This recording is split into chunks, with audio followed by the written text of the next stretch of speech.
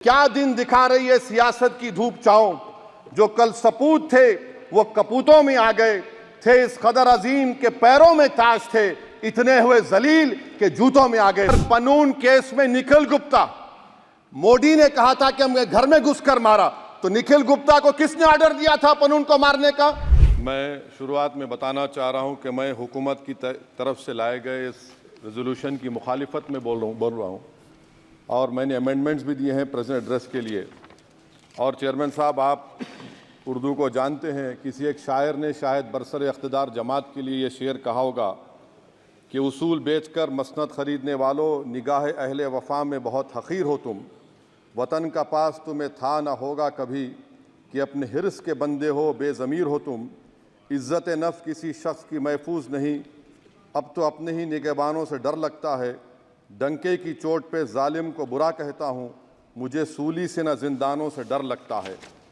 मोहतरम चेयरमैन साहब, मैं आज इन लोगों की तरफ से बोल रहा हूँ जो दिखते तो हैं, जिनके बारे में बात तो होती है मगर उनकी कोई नहीं सुनता। मैं उनके बारे में बोल रहा हूँ जिनके बारे में वज़ीर आज़म मोदी ने कहा था कि घुसपैठी है। मैं उन बेटियों और माओं के बारे में कह रहा हूँ जिनके बारे में मोदी ने कहा कि ज़्यादा बच्चे पैदा करते। मैं उन मासूम नौजवानों के बारे में कह रहा हूं जिनको मॉब लिंचिंग के ज़रिए मारा जा रहा है।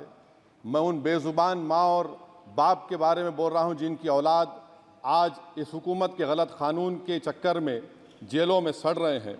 सर, मैं दस्तूर जब इस ऐवान में बन रहा था, संविधान बन रहा था, तो उस वक्त अलहदा वोटर लिस्ट और इंतखाबी रिजर्वेशन की बात आई, तो उस वक्त के हमारे फाउंडिंग फादर्स ने, हमारे बुजुर्गों ने, दोनों समुदाय के हिंदू और मुसलमानों ने फैसला किया कि हम इस पर राज़ी नहीं होंगे। बल्कि उन्होंने क्या कहा था हमारे फाउंडिंग फादर्स ने, उन्होंने मुखालिफत की थी अलहदा वोटर लिस्ट की और इंतखाबी रिजर्वेशन की। उन्होंने कहा था, I quote sir, it is the duty of majority community to ensure that minorities are elected in the representative numbers. BJP मुसलमानों की नफरत पर जीतती है और मुसलमानों के नाम निहाद मसीहा मुसलमानों के 90% ज़्यादा वोट हासिल करते हैं, मगर फिर भी इस ऐवान के दरवाजे नहीं खुलते मुसलमानों के लिए और सिर्फ 4% मुसलमान जीत कर आते हैं। सर, संविधान सिर्फ एक किताब नहीं है जिसे चूमा जाए, संविधान एक किताब नहीं है जिसे दिखाया जाए, संविधान एक सिंबल भी है, मगर संविधान एक हमारे बुजुर्गों के ख्वाबों की किताब है। हमारे जमहूरियत को हमारे बुजुर्गों ने इस तरह समझा, हमारे फाउंडिंग फादर्स ने इस तरह जमहूरियत को समझा कि इसमें हर समुदाय और मजहब और समाज के मानने वाले लोगों की राय को शामिल किया जाएगा इस मुल्क को चलाने के लिए। मगर इस ऐवान में सिर्फ 4% मुसलमान जीत कर आते हैं। मैं संविधान से जो मोहब्बत के दावे करते हैं उनसे कहूँगा कि कभी उठाकर पढ़ो कॉन्स्टिट्यूएंट असेंबली डिबेट्स में कि नेहरू ने, H.C. मुखर्जी ने, सरदार हुकुम सिंह ने माइनॉरिटीज़ के बारे में क्या कहा था। सर, वतन अजीज़ का मुस्तकबिल कैसा होगा जब बीजेपी मुझे गायब करना चाहती है और दीगर हिज़्ब इख्तलाफ की पार्टियां के लिए मेरा वजूद सिर्फ वोट डालना और अपनी खबर में जाकर सो जाना है। इसीलिए आप देखते हैं कि ये समाजी इंसाफ है सर कि 4% मुसलमान जीत कर आते हैं। सर, इस ऐवान में OBC समाज के MP अब अपर कास्ट के MP के बराबर हो चुके हैं। OBC समाज के MP अब अपर कास्ट MP के बराबर हो चुके हैं और 14% मुसलमान सिर्फ 4% जीत कर आते हैं। CSDS का डेटा ये बताता है कि इस मुल्क में जो वोट बैंक है, जो एक मुश्त वोट डालता है, वो अपर कास्ट का है। मुसलमान का कभी ना वोट बैंक था ना कभी रहेगा।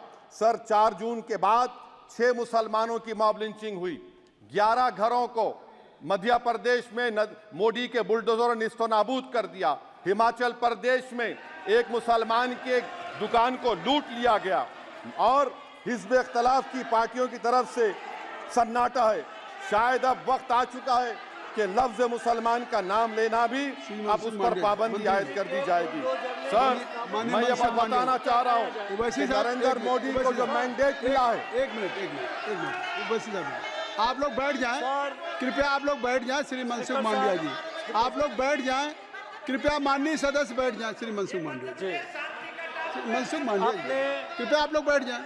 अपने प्रारंभिक कृपया आप लोग बैठ जाएं। माननीय आप लोग बैठ जाएं। माननीय सदस्य ने माननीय सदस्य बैठ जाएं। माननीय सदस्य ने अपने प्रारंभिक भाषण में जो शब्द प्रयोग करा है उसको ऑथेंटिकेट करा जाए। और अभी उन्होंने उल्लेख करा कि मोदी के बुलडोजर ने वहाँ मॉब लिंचिंग करा है, उसको भी ऑथेंटिकेट करा जाए। निश्चित तौर से इसको ठीक है। उवैसी साहब जब भी कोई बात नहीं सर, आप चेयर पर बैठे हैं जी, इसलिए आप मंत्री जी को पेट में दर्द हुआ, माशाल्लाह, शुक्रिया उनका। नहीं, तो सर मैं ये बोल रहा था, जवाबदेही है ये अरे ये नहीं मंत्री इससे बुरी बात क्या है? पेट में दर्द हो सकता है, वो दर्द ये सब ठीक अच्छा दर्द हुआ, चलिए दर्द हुआ, दिल का दर्द हुआ। तो सर जो नरेंद्र मोदी को मैंडेट मिला है वो सिर्फ और सिर्फ मुसलमानों की नफरत पर हिंदुत्व की वजह से मिला है। I would like to say it is not Modi's in doc but every single person voted him despite his anti Muslim voice.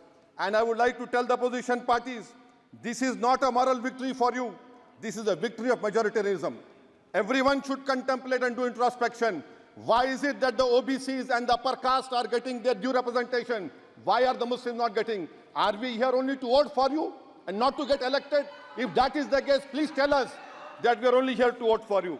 Sir, आज भारत के आधे नौजवान बेरोजगार हैं और रोजगार की तालाश, बेरोजगारी का आलम यह है सर कि मोदी सरकार के 5 साल में 75 लाख एस्पिरेंट्स की जिंदगी बर्बाद हो गई, 6 पेपर लीक हुआ। बेरोजगारी का आलम यह है सर कि रशिया जा रहे हैं, वहां जाकर अपनी जानों को दे रहे हैं। बेरोजगारी का आलम यह है कि नरेंद्र मोदी रोजगार का कैंप चलाती है नौजवानों के लिए कि तुम इजराइल में जाकर काम करो, उनको कैनन फॉडर बना रही है ताकि फलस्तीनियों की जायदादों को हड़प कर सके। ये भी कंक्लूड कर। अरे सर मेरा टाइम है, कहाँ टाइम है सर? आप लोग ये टाइम ले लिए मेरा सर, मैं 2 मिनट दीजिए। ये विश्वगुरु की पॉलिसी है, इजराइल को 27 टन हथियार जा रहा है।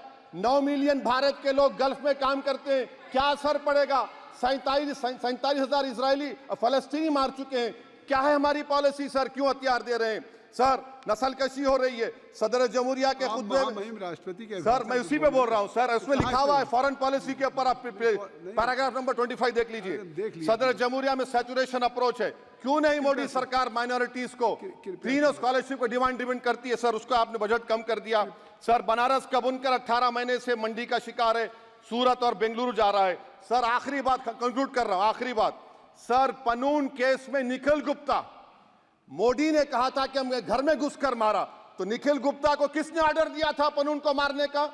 अगर नहीं दिया तो उसको बचाइए, और अगर दिया नहीं तो फिर उस पर पीएमएलए क्यों नहीं लगाकर? सर समाप्त करो। कमेटी बनाई आपने, उसका क्या हुआ सर? हम एससीओ को नहीं जा रहे सर। मैं आपको बता रहा हूं कि मैं अपनी इस तकरीर को टीपू सुल्तान की नजर, सुनिए सर, अब हो गया खत्म कर रहा हूं सर। मैं अपनी तकरीर को टीपू सुल्तान के नजर कर रहा हूं। ये टीपू सुल्तान की फोटो है, क्या आप इससे भी नफरत करेंगे सर? ये संविधान में टीपू सुल्तान की फोटो है जिस पर वल्लभ भाई पटेल ने साइन किया, श्यामा प्रसाद मुखर्जी ने साइन किया। ये आपकी नफरत है सर। आखिर में मैं अपनी बात को खत्म कर रहा हूं इस शेर पर कि क्या दिन दिखा रही है सियासत की धूप छांव, जो कल सपूत थे वो कपूतों में आ गए, थे इस कदर अजीम के पैरों में ताज थे, इतने हुए जलील के जूतों में आ गए। बहुत बहुत शुक्रिया सर। पनोरमा ग्रुप, जो सोचता है वो करता है।